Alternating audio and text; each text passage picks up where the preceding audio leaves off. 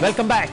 आपकी अदालत में आज हम जनता की तरफ से सवाल पूछ रहे हैं, इल्जामात लगा रहे हैं, सफाई मांग रहे हैं स्वामी रामदेव से।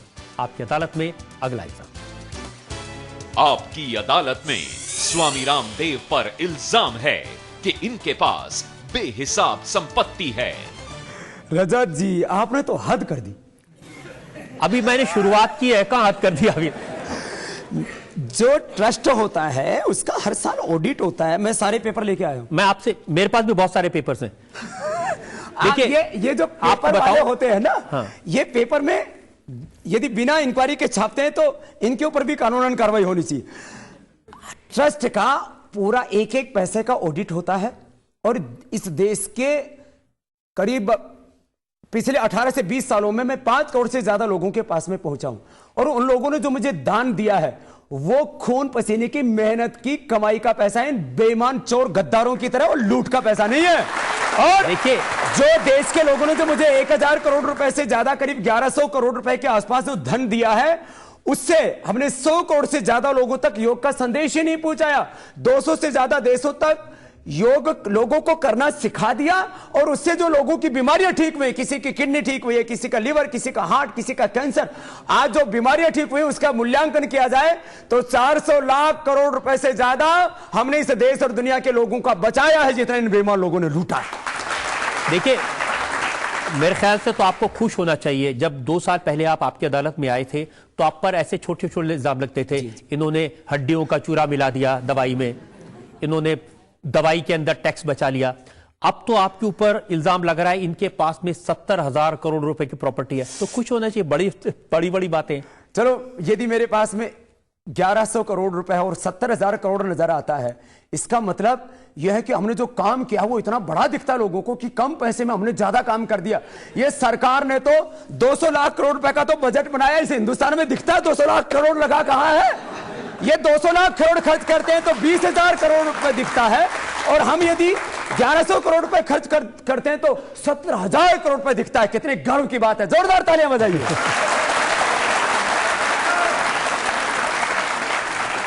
जो अखबारों में छापा गया, कुछ टीवी चैनल्स पर कहा गया, उसमें लिखा गया कि पतंजलि योगपीठ और दिव्य योग मंदिर 1000 एकड़ में बना हुआ, इसकी टर्नओवर 1100 करोड़ रुपए है। टर्नओवर नहीं है, अब तक का है। अच्छा, ये तो अब मुझे हिसाब देना फिर मुश्किल हो जाएगा। देखिए क्या करेंगे, तो इतनी बड़ी बड़ी तस्वीरें छाप के इन्होंने लिखा है 1100 करोड़, 100 करोड़, 161 लाख।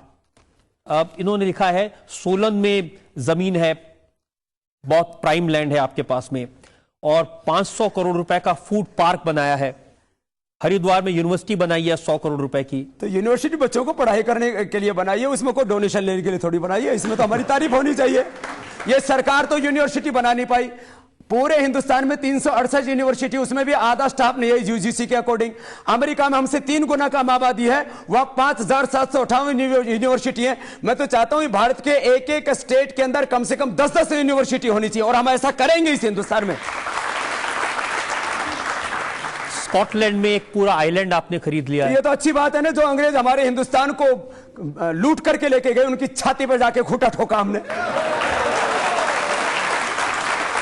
वहां तिरंगा गाड़ा है हमने, योग सिखाने के लिए, भारतीय संस्कृति को दुनिया में पहुंचाने के लिए। अमेरिका में ह्यूस्टन में आपने 100 एकड़ जमीन ली है वहां पर योग सेंटर बनाने के लिए। तो ये तो जो है मेरी अच्छाई में आना चाहिए, ये बुराई में कहां से आ गया कि यदि भारतीय योग, आयुर्वेद और भारतीय संस्कृति और आध्यात्मिक मूल्यों को हम विश्व पटल पर प्रतिष्ठापित करने के लिए काम कर रहे हैं, हम भारत की बदनामी का काम नहीं कर रहे ना, हम भारत का यश बढ़ा रहे हैं। और मैं तो कहता हूं पहले हम इस देश को बदलेंगे और फिर पूरी दुनिया को बदलेंगे और भारत का पूरी दुनिया में यश होगा। यह हम भारतीयों के लिए गर्व की बात होगी।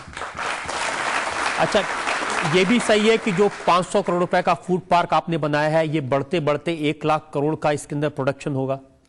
हाँ, 1000 टन का प्रोडक्शन डेली होगा और आगे हम अभी आने वाले 2-3 सालों में हर एक जिले के अंदर एक छोटा फूड पार्क या जो है एक आदर्श गांव की रचना कर रहे हैं। मेरा संकल्प है कि करीब 5 लाख करोड़ रुपए विदेशी कंपनियां साबुन, शैंपू, टूथपेस्ट, क्रीम, पाउडर ये सब बना करके लूटती हैं।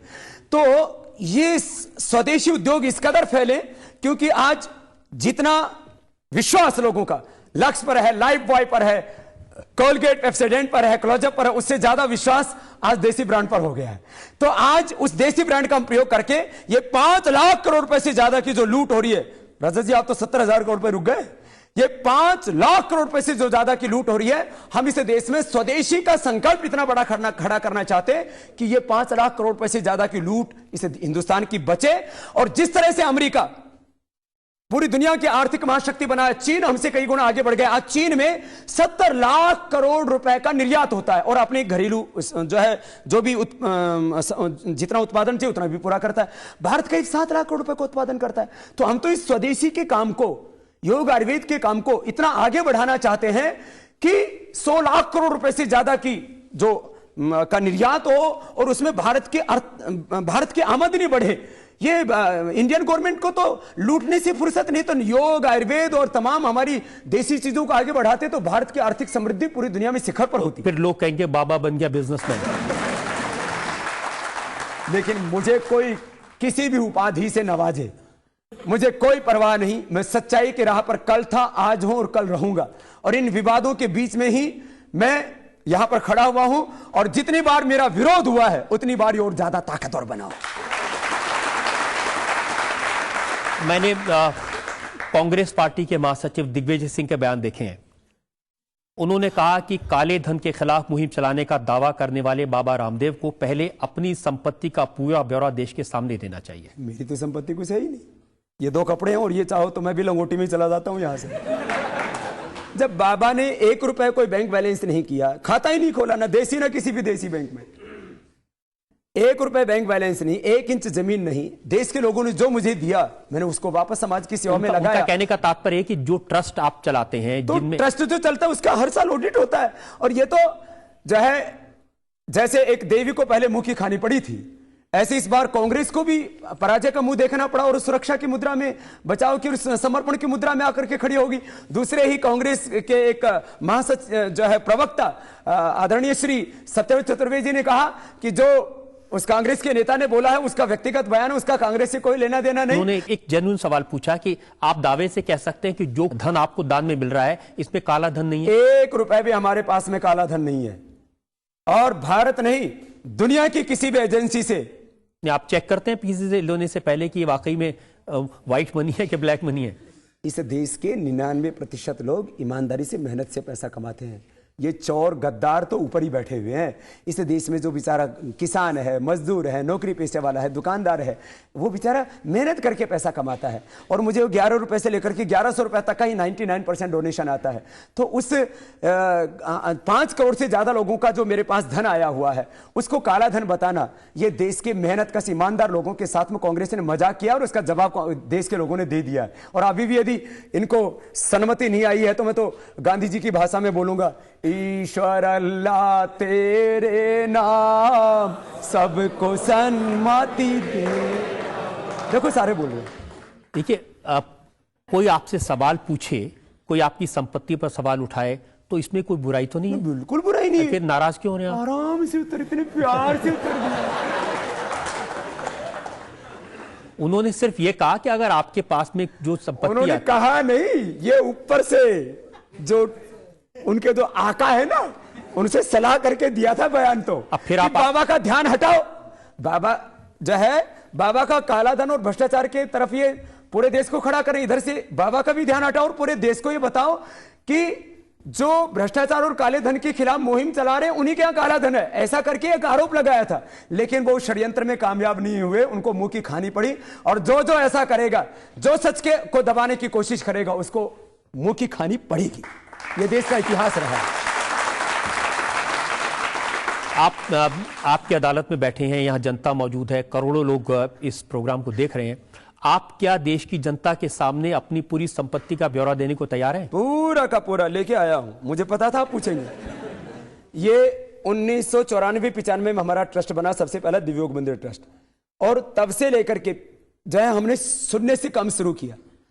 पहले साल 34,861 रुपए था ट्रस्ट का जो हमें सहयोग मिला, दान मिला। 1995-96 में 70,000 हुआ, फिर उसके बाद में ये जो है 3,64,000 हुआ। ऐसे करके ये 2010 तक का मेरे सामने है। और ये फिर हमने पतंजलि यूपी ट्रस्ट बनाया 2005-6 में। तो उसमें क्योंकि उस समय तक देश के करोड़ों लोगों का हमारे प्रति विश्वास हो चुका था, इसलिए उस समय फिर ये दोनों ट्रस्टों का कुल मिलाकर के 1100 करोड़ रुपए से ज्यादा का हिसाब किताब है और पूरा लेकर के ये क्या सारा हिसाब ऑडिटेड? ऑडिट 100% ऑडिट होता है। आपने कहा कि मैंने सारे जब आप ये मैंने बयान पढ़े, आपने कहा कि मैंने अपनी सारी संपत्ति का ब्यौरा पहले ही सरकार को दे दिया है। हाँ। कहां दिया, कौन सी सरकार को, कैसे, कब? जो ट्रस्ट के जहां पर जो है पेपर जाते हैं, जो सोसाइटी का ट्रस्ट जो और सोसाइटियों का जो काम देखता है, उसके ऑफिस में सेल टैक्स, इनकम टैक्स, जो भी डिपार्टमेंट है, सब पूरा ऑडिट होकर के जाता है। कोई जो है, देखो बाबा जमीन पर सोता है आज भी, लेकिन जो हम सिस्टम चलाते हैं वो प्रोफेशनल तरीके से चलाते हैं। आज करीब 5000 से ज्यादा लोग मेरे यहां पर काम करते हैं, वहां पर कई सीए काम करते हैं, चार्टर्ड अकाउंटेंट से लेकर के एक पूरा प्रोफेशनल सारा का सारा सिस्टम चलता है। हम रहते हैं बाबागिरी के साथ, लेकिन काम करते हैं पूरा साइंटिफिक वे में और पूरी क्लियरिटी के साथ, कंफ्यूजन के साथ काम नहीं करते हम। और मैं कहता हूं देश और दुनिया की कोई भी बड़ी से बड़ी एजेंसी आकर के हमारी जांच करा ले, लेकिन जांच बाबा की तो जांच को कोई आंच नहीं है क्योंकि वो सांच है उसमें, लेकिन जांच तो इन बेईमान लोगों की करनी पड़ेगी जिन्होंने इन 64 वर्षों से देश को लूटा है। स्वामी जी, मुझे ऐसा लगता है कि आप ठीक है बीजेपी की नीति पे चल रहे हैं आप, क्योंकि आपका पार्टिकुलर एक ही कांग्रेस की तरफ ही निशाना आप दागते हैं। आप कारण क्या है? चलिए, कोई तो मेरा साथ देने वाला मिला यहाँ पर। नहीं, रिजी साहब ने बहुत वाजिब प्रश्न पूछा कि आखिर मैं बार बार केंद्र सरकार, वर्तमान केंद्र सरकार और कांग्रेस को क्यों निशाना बनाता हूं। हमको थोड़ा नॉलेज होना चाहिए पॉलिटिक्स का भी। इन आजादी के 64 वर्षों में करीब 55 वर्षों तक केंद्र में कांग्रेस का या कांग्रेस के नेतृत्व में जो है राज रहा है। इसलिए जब वो राज करते हैं तो कहते हैं हमने भारत का निर्माण किया, हमने ये किया, हमने वो किया। तो जब वो विकास का पैसा, देश के लोगों ने टैक्स का पैसा दिया, उससे विकास किया और उसका क्रेडिट अपने आप लेना चाहते हैं, तो उनके शासनकाल में जो लूट हुई तो उस जिम्मेदारी से वो बच नहीं सकते। इसलिए मैं कहता हूं कि दूसरी जो पार्टियां हैं उनको मैं कोई ईमानदारी का सर्टिफिकेट नहीं दे रहा हूं। लेकिन स्वामी जी, दूसरी पार्टियां भी सत्ता में रही हैं। हाँ, इसलिए मैं कह रहा हूं रही हैं, दूसरी पार्टियां चाहे राज्यों में रही चाहे केंद्र में नहीं, उनको किसी को मैंने ईमानदारी का कभी सर्टिफिकेट नहीं दिया। लेकिन ज्यादा जिसका शासन रहा, बात उसको कही जाएगी। इसलिए 90 से 99% जो भ्रष्टाचार हुआ है उसकी जिम्मेदारी कांग्रेस के ऊपर आती है। इसको कोई डिनाई नहीं कर सकता क्योंकि उसने इतने दिन लेकिन आप राज किया। जो 10% वाले उनको भी तो कुछ कहिए। अब जब मौका आता है तब बोलता हूं ना। आज मौका है, आप बताइए कौन कौन बेईमान है इनमें, नॉन कांग्रेस सरकारों में आप किसी को? देखिए, मैंने कभी भी, आपको रजत जी पता होगा और सारा देश इस बात को जानता है, कभी भी किसी व्यक्ति को लेकर के मैंने टिप्पणी नहीं की। एक अपसंस्कृति को लेकर के बात की और रामलीला मैदान में जब रैली भी मैंने इस बात को कहा कि मेरी लड़ाई या हम जो करोड़ों लोग जो इस आंदोलन में साथ जुड़े उनकी लड़ाई किसी व्यक्ति या किसी पार्टी के खिलाफ नहीं बल्कि भ्रष्टाचार और काले धन के खिलाफ है। तो यही मेरा पहले भी मानना था, आज भी वही मानना है और इसको किसी को अन्यथा नहीं लेना चाहिए। आपकी बातें सुन के मैं ये तो मानता हूं कि आप रहते बाबागिरी की तरह हैं, लेकिन आप बोलते हैं दादागिरी की तरह। कुछ और इल्जाम? मैंने एक ही बात कही है, देखो भाई, हम किसी को छेड़ेंगे नहीं, लेकिन जो हमको छेड़ेगा उसको हम छोड़ेंगे नहीं। आपने अपनी संपत्ति का हिसाब दिया, आपने बताया कि कैसे आप सरकार को पूरा ब्यौरा देते रहे। मुझे लगता है ये फैसला तो देश की जनता करेगी इस पर विश्वास करने का। लेकिन मुझे फिलहाल एक ब्रेक के लिए रुकना है। जो साइंटिफिक तरीके से ऑडिट होता है उसके ऊपर भी विश्वास करने में दिक्कत आ रही है रजत जी। क्या मुझे दिक्कत नहीं, मैं कह रहा हूं कि देश की जनता इस बात का विश्वास करेगी। और जितने भी इल्जाम आप पर लगे हैं आपने बड़ी सफाई से जवाब दिए, लेकिन अभी इल्जाम और बाकी है। हम एक ब्रेक के रुकेंगे और ब्रेक के बाद आपकी अदालत में योग गुरु स्वामी रामदेव पर जनता के इल्जामात का एक और। इस बार जो लोग आए हैं ये लोग ये देखने के लिए आए कि इनको टिकट मिल जाएगा कि नहीं मिला चुनाव में।